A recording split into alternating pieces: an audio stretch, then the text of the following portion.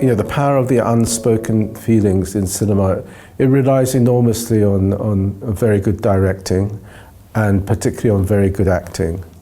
You can't do it without that. Cinema particularly needs great actors who can act minimally, just with their face, their body language.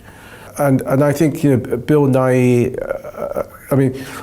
for me was the actor that we needed for this project. When I first proposed the idea to Stephen Woody, the producer, I didn't say, why don't you make a movie that's a remake of Ikiru? I said, what about a film based on Ikiru with Bill Nighy in the main part?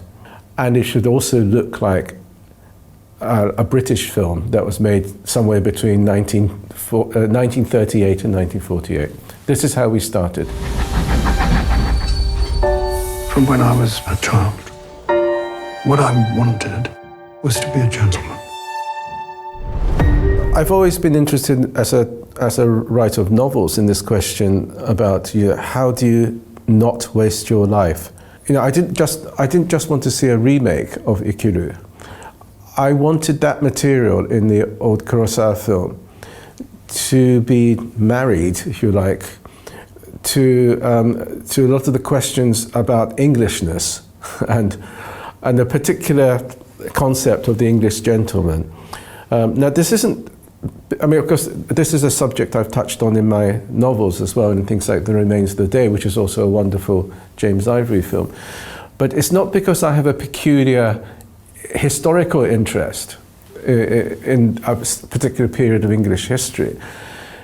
I believe that all of us today, whichever part of the world you come from, I think there is a part of you that is like an English gentleman. If you explore this kind of Englishness that existed in that time, which disappeared, in the 1960s, you are examining something universal about human nature.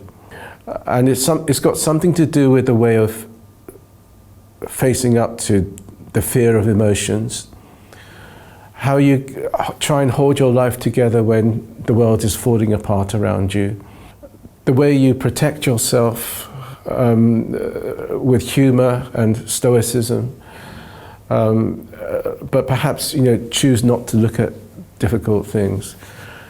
How you take some sense of dignity and meaning from being part of a big country, and say, I'm just a small person, but I'm British. These are things that are universal, and I think this is something that cinema does well.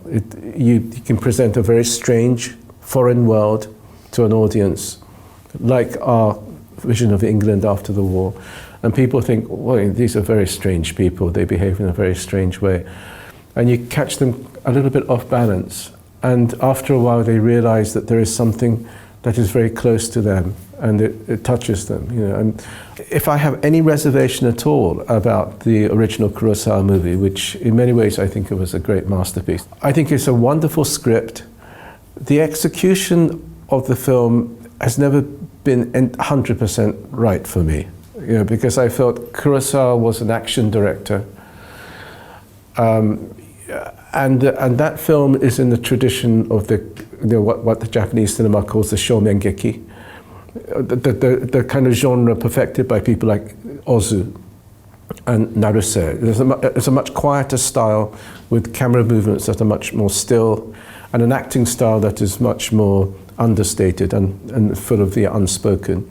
But he films it with lots of voiceover and camera movements, and the central performance by the great actor Takeshi Shimura, which I find slightly melodramatic. And I always wondered how it would be if it had a different kind of actor, like Ozu's favorite actor Chishu Ryu, who plays the father in Tokyo Story, for instance. And I thought Bill Nighy is like an English version of Chishu Ryu. And I always thought, look, if we could get Bill Nighy to be the central actor and he could just be about him, he would give an absolutely staggering performance. And I was right. When I saw the film, I thought, this is an incredible performance. I don't know if it was intentional, but one of my favorite genres is the screwball comedy of the 30s. and particularly, I suppose, Mitchell Lyson and Howard Hawks. So I like that kind of dialogue between usually the man and the woman, and that kind of repartee. And so I thought if they're going to go and see a film, it should be one with Cary Grant from that time. I have to say that's not one of my favourite movies of that genre, but I thought that would be possibly playing in the cinemas at the time. Because of the pandemic, everything was put on pause, and Oliver and I mean, he was in South Africa, I was in England. We spent hours and hours and hours on Zoom and just discussing every aspect of the script. He has a ferocious kind of intelligence, and I learned a huge amount because I'm not a screenwriter, I'm a novelist, and so I learned a huge amount from working with Oliver in this way. So that was a large part of the process. It was a collaborative process. And also because of the pandemic, I didn't go on the set. It was very difficult to shoot during, it was still, the virus was very active.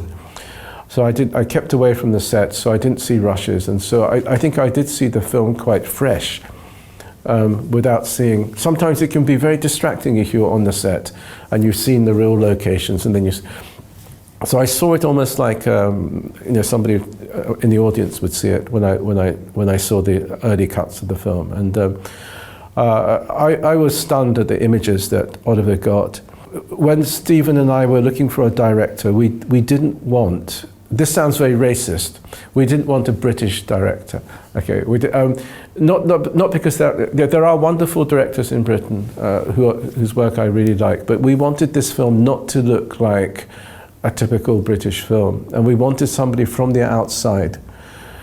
And Oliver is also from a younger generation. He's still in his 30s, and we thought bringing somebody like that onto a project about 1950s period England, we will get a very fresh look. The Kurosawa film and the wonderful way that Oliver Hermanus has filmed the offices in Britain after the war. It's almost like a metaphor, it seems to me, for the modern world of information technology and late capitalism. People are almost defeated by the hours and the amount of work, and they can't find meaning in it. And so I thought this story is an important story to tell today. People can't see how it relates to real life and real people. I have to say that the original Kurosawa film, Ikiru, was a huge influence on me when I was young, and particularly when I was around student age. It had a big impact, not just on me, but a lot of people of my generation in England. It was one of the films that we always went to see at art house cinemas. And I think the message of the film is something that stayed with me for all through my life. And it seems so different to the message of a lot of other movies, particularly American movies. Ikiru seemed to have a different message. It seemed to say, it's all right if you have a small life and you're a small person. You can still live your life to the full. It won't be easy, but there's a way of, you have to really do your best, but you can make it something really worthwhile. And you won't get any praise or any credit. People will forget you or ignore you, what you've done, but it doesn't matter. You have to find a very lonely sense of triumph. And I found this very inspiring, and I think a lot of my generation found it very inspiring.